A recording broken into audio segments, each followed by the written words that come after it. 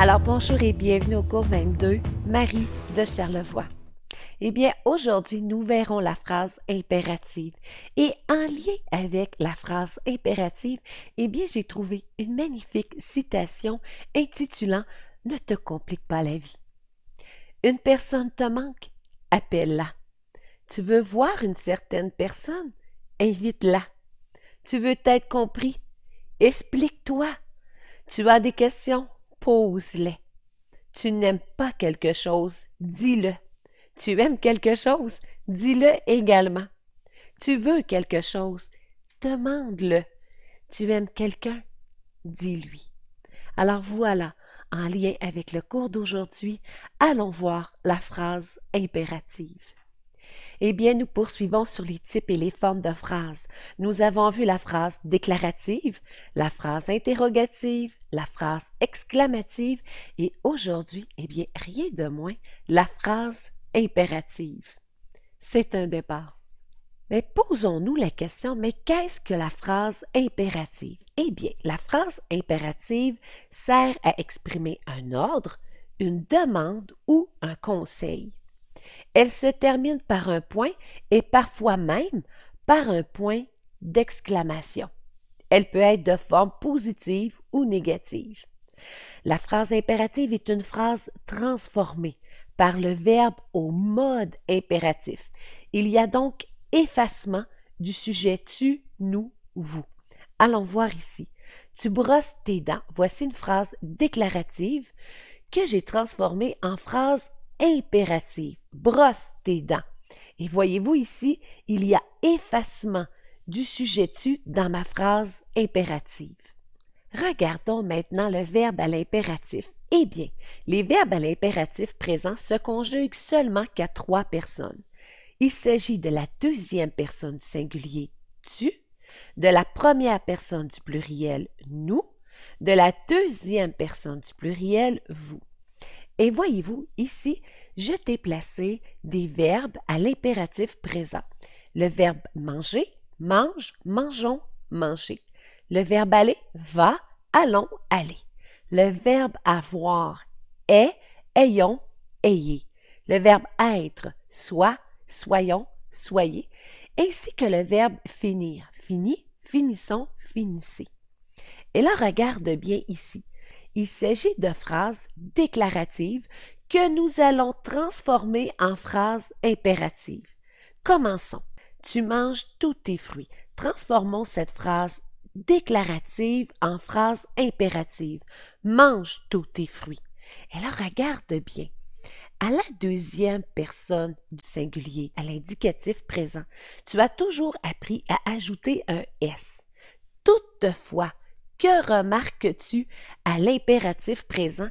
Eh bien, il y a effacement du S. Alors, pour les verbes en ER à l'impératif présent à la deuxième personne du singulier, eh bien, nous devons supprimer le S. Tu vas à l'école? Encore une fois, transformons cette phrase déclarative en phrase impérative. Va à l'école. Et que remarques-tu? Eh bien, le verbe aller à la deuxième personne du singulier, il y a également effacement du S. Tu as ton devoir. Alors, voyez-vous ici, il s'agit du verbe avoir et je dois transformer cette phrase déclarative en phrase impérative. Et à la deuxième personne du singulier, eh bien, il s'agit de est. Est ton devoir. Vous êtes sage. Alors, être ici est notre verbe être. Et je dois transformer cette phrase déclarative en phrase impérative. Et je suis à la deuxième personne du pluriel. Il s'agira donc de soyez. Soyez sage. Tu finis tes leçons. Eh bien, transformons cette phrase déclarative en phrase impérative, et il s'agira bel et bien de finis tes leçons. Sache maintenant que lorsque le verbe à l'impératif est suivi d'un pronom complément, eh bien, tu dois absolument ajouter un trait d'union entre eux. Regarde ici. Dis-moi la vérité. Alors, nous avons notre verbe impératif suivi d'un pronom complément Je dois donc ajouter entre eux un trait d'union. Donne-lui ton taille-crayon. Débrouille-toi. Sache également qu'à l'impératif présent, les verbes se terminant par E à la deuxième personne du singulier, eh bien, ils prennent un S devant les pronoms en et y. Regarde ici, donne-en à ta sœur. Et à l'oral, on ne dit pas donne-en à ta sœur, on entend bien le S.